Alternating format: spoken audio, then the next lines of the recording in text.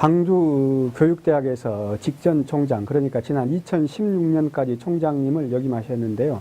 광주 교육계에 얼마나 근무를 하셨습니까? 예, 지금까지 광주교육대학교 교수로서 그리고 총장 4년을 포함 총 22년을 교육계에 봉사하고 있고요. 앞으로 한 6여 년 정도 더 남았습니다. 20여 년을 초등학교 교사를 양성하는 교수로, 또 지난 4년여간은 학교를 운영하는 총장님을 맡으셨는데요. 현 광주 교육계를 진단한다면 어떻게 한 말씀 해주실 수 있을까요? 예, 광주 시민 그리고 학부모, 학생, 선생님들을 비롯해서 광주 교육을 걱정하시는 분들이 참 많은 걸 보면 광주 교육은 이대로 안 된다라고 하는 분위기가 더 팽배한 것 같습니다. 물론 잘하신 정책도 있고 또 개선해야 할 정책도 참 많습니다만은 잘한 것보다는 못한 것이 훨씬 많은 것으로 걱정들을 하고 있다고 생각합니다. 잘한 것보다는 못한 부분들이 훨씬 많다. 예. 교수로서 학생 교육뿐만 아니라 또 다양한 활동을 하고 계신 걸로 알고 있습니다. 그렇습니다. 지역사회 교육과 관련해서는 지역의 교육 여러 유관기관이나 교육청 등등에 대해서 여러 많은 활동을 했습니다. 가령 유아 교육과 관련해서는 유아교육 지원센터를 만들어서 필요한 정보와 자료를 제공했고요. 초등학교 관련해서는 초등학교 선생님들과 연구소를 만들어서 이론적인 것과 정보를 제공하는 데 애를 썼고요. 또 특별히 초, 중 할 것 없이 광주시 교육청과 관련해서는 연구지원센터 센터장으로 한 15년 제가 이 봉사를 하면서 지역의 보편적 복지 확산에도 애를 썼고, 그리고 이제 대학과 관련해서는 총장으로서 이 모든 발전 지표, 가령 취업률이나 장학금 수율이나 발전기금 확보율이나 이런 데 있어서 우리 대학이 생긴 이래로 최고의 중흥기를 맞는 성과를 이루었죠.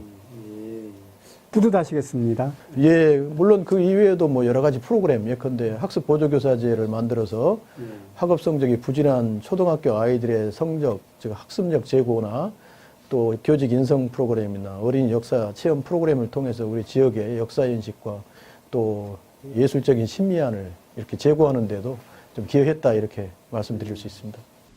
여러 활동 중에서 특히 그 광주 교육 해바라기 있지 않습니까? 거기에 지금 상임 대표로 계시고요. 이 광주 교육 해바라기 활동이 좀 왕성했던 것으로 알고 있는데요. 예, 그렇습니다. 우리 광주교육 해바라기는 2000년에 만들어진 초등학교 문화연구소가 확대 개편돼서 지금까지 여러 활동들을 해오고 있는 광주교육의 변화의 길을 찾고 있는 연구 모임인데요. 선생님들, 시민들, 그리고 학부모, 그리고 대학 교수들을 포함해서 한 150여 명의 회원을 가지고 있는 그러한 모임입니다. 150여 명이 참여하는 그 연구 모임이다, 이렇게 말씀을 하셨는데요. 어떤 성과가 있으셨나요? 예, 지금까지 12회에 걸친 토론회, 그리고 3회에 걸친 집중적인 토론회, 그리고 2회에 걸친 초청 강연회, 그리고 2회에 걸친 찾아가는 길거리 청소년 상담, 즉 아웃리치를 통해서 우리 지역의 교육의 현안을 분석하고 또 교육운동이나 시민 실천가들과 교육에 대한 이슈에 대한 공감대를 형성하고 그 문제점을 찾아서 해결하는, 그래서 어떤 정책을 펴야 할 것인가에 대한 공부를 지금까지 참 많이 했던 그런 활동들을 해왔습니다. 그런 활동들은 아무래도 학교 내에서만 가르치고 또 지도했던 것하고는 좀 의미가 좀 다를 것 같습니다. 당연히 그러죠. 우리 광주는 교육에 대해서 많은 사람들이 관심을 가지고 이야기한다고 하지만 실제로 개방적인 이 토론의 담론의 장이 참 부족하고요. 그러다 보니까 시민들이 교육에 대해서 가지고 있는 교육 주체들의 이러한 교육 주권을 표현할 길이 별로 없었어요. 그러다 보니까 이제 주로 실천가들이나 교육 운동하신 분들, 그리고 학교 밖의 사람들하고 이야기를 함으로써 제도권 속에서만 가지고 있었던 교육에 대한 시각들이 확대되어지고 이러한 교육의 문제를 어떻게 시민과 함께 이 해결할 것인가에 대한 굉장히 많은 시사점을 받았죠. 앞으로도 그것을 이제 계속 발전하면 광주 교육의 어떤 획기적인 변화, 이런 걸 좀 기대해 볼 수 있겠네요. 공부를 해야만 문제를 알 수 있고 또 문제를 알아야만 해결책을 모색할 수 있다라고 하는 점에 있어서 이러한 공개적이고 개방적인 담론의 장은 저뿐만 아니라 광주 교육에 대한 관심을 가진 전문가라면 실천적인 전문성을 쌓기 위해서는 반드시 필요한 과정이 아닐까, 이렇게 생각합니다. 같은 맥락인데요. 이 지역에서 빛고올 혁신학교에 대한 견해들이 많지 않습니까? 이에 대해서 어떻게 생각하십니까? 그 학교를 혁신해야 된다고 하는 데에는 누구도 반대할 사람이 없을 겁니다. 그런데 이제 어떻게 하고 무엇을 할 것인가에 대해서는 강론에 있어서는 조금 차이가 있지 않을까 싶습니다. 우리 광주는 이 경기도나 서울에서 이미 하고 있는 혁신학교를 주로 차용을 많이 해왔어요. 그리고 이제 그거를 시행하는 그리고 운영하는 과정에서 선정하고 운영하는 과정에서 주로 이제 소통하고 설득하기보다는 일방적인 밀어붙이식의 행정을 하다 보니까 대광여고의 사례에서 보는 것처럼 이 학교 구성원들의 불신을 굉장히 많이 받게 됐다는 것. 그리고 실제로 이제 교사의 역량이나 열정이 중요합니다, 이거를. 근데 초창기에 이걸 끌어갔던 교사들의 굉장히 많은 피로감을 느끼고 있다는 거예요. 그리고 이제 재정적인 지원을 통해서 이 특정 학교만 지원을 해주다 보니까 그들만의 리그, 어떻게 보면 특권화되어지는 학교가 되어버렸다는 점이 좀 문제가 있는 것 같아요. 그 교육자치와 학생 인권 이런 것들도 많이 강조가 되고 있지 않습니까, 요즘에? 네. 그 점에 대해서는 어떻게 생각하고 계십니까? 실은 교육자치를 이야기하기 위해서는 학급이 살아야 되고 학급의 자치와 학교 민주주의가 이루어진 다음에 교육 그 자치가 이야기돼야 할 거라고 생각하고요. 그런 점에 있어서 학급은 학생과 선생님이 만나는, 그래서 학급이 살아야 되는데 학급은 지금 학생들의 무력감이나 교사의 열정이 사라진 장소가 되어버렸어요. 그래서 민주주의의 시작은 바로 학급에서의 학급을 어떻게 살릴 것인가부터 시작돼야 되고요. 또 단순히 조례를 만들어서 학생 인권을 보장한다, 이게 중요한 것이 아니라 학교 안에, 학급 안에 이 인권 신화적인 문화를 형성하는 것이 대단히 중요하다라고 생각을 하고, 특별히 이제 학생을 한 인간으로서 존중하고 인권을 생각하는 것은 맞습니다. 그러나 이 아이들은 아직 배우는 학생이라고 하는 것, 그렇기 때문에 이 학생들의 권리를 보장해 주는 것도 중요하지만 균형 감각 있게 의무를 또 강조하는 것도 배움의 과정에 있는 아이들에게 학생 인권을 보장해 주는 한 방법이 아닐까 싶습니다. 교육대학에서 이제 학생들을 가르치는 것, 즉 초등학교 교사를 양성하는 그런 과정에서 이제 교육을 담당하고 계시지 않습니까? 그런데 사실 이 임용 절벽, 초등학교 교사들의 임용 절벽이 현실화되고 있는데 이 해법은 없습니까? 있습니다. 실제로 광주가 지금 초등학교 교사를 5명밖에 안 뽑는데 이거는 이 아마추어 행정의 결과 아닐까 생각을 합니다. 예측을 못했다라고 하는 점이죠.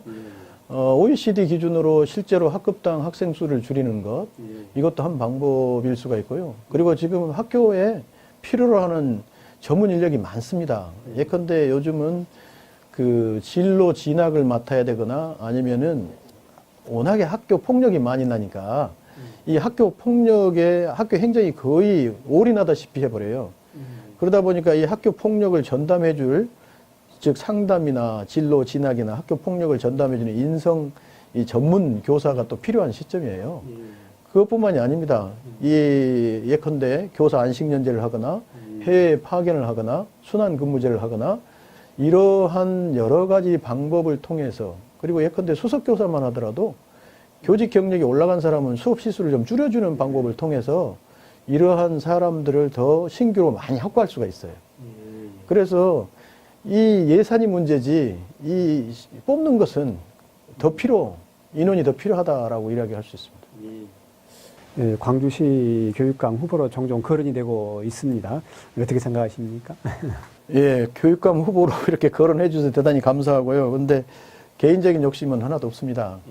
저는 뭐 시골 촌사람이 아주 시골에서 자라서 여기 총장까지, 대학 총장까지 온 것만 해도 지금까지 저는 뭐 최선을 다했다 생각하고요. 중요한 것은 누가 후보가 되는 것이 중요한 것이 아니라 지금 처해 있는 광주 교육의 상황에 대해서 얼만큼 철저히 분석하고 공부를 더 많이 하고 준비를 하고, 그래서 광주가 필요로 하는 광주 교육을 광주 교육답게 할 수 있느냐, 이것이 더 중요하지 않을까 싶습니다. 그래서 교육 실천가, 단순히 이론적으로만 하는 것이 아니라 또 이 학교 문제를 해결할 수 있는 이러한 사람들, 그래서 학부모들이나 학교 교사들이나 시민들하고 심층적으로 토론하고 소통하면서 실천적 전문성을 얼마나 많이 쌓았느냐, 그리고 광주 교육을 위해서 정말로 헌신할 수 있느냐, 그리고 불통행정이 아니라 소통의 리더십을 발휘할 수 있느냐, 이러한 자질을 갖췄느냐가 중요한 것 같고요.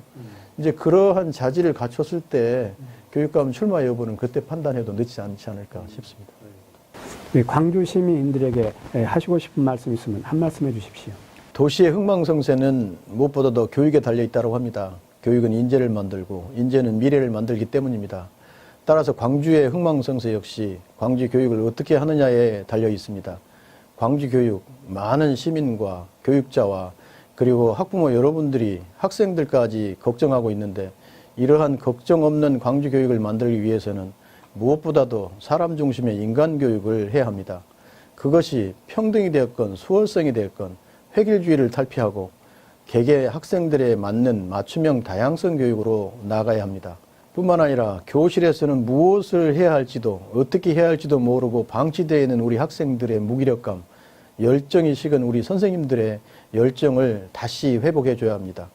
교육은 구호나 선동으로 되어지는 것이 아니라 콘텐츠와 내용과 프로그램을 만들어서 우리 아이들의 현재 행복뿐만 아니라 미래 행복까지도 보장해 줘야 합니다. 학교의 자율성을 해치는 불통행정, 패거리 인사 이제는 사라져야 합니다. 더 구성원들에게 감동과 그리고 배려와 소통을 통해서 감동을 줄 수 있는 감동 행정을 함으로써 우리 학교 현장이 보다 더 밝고 희망을 갖는 현장으로 변해야 합니다. 그러기 위해서는 광주 시민 여러분들께서 교육에 대한 관심을 그대로만 담아두시지 마시고 가지고 계신 교육 주권을 표현해 주시고 더 많은 애정과 관심을 교육에 가져주셔야 합니다. 광주 교육 이대로는 안 됩니다. 썩은 물이 고이게 마련인 것처럼 환골 탈퇴해야 하고 변화해야 합니다. 변화, 이것만이 우리 광주가 사는 길이고 광주를 광주 교육답게 하는 길이라고 생각합니다. 시민 여러분들의 많은 관심을 부탁드립니다. 감사합니다.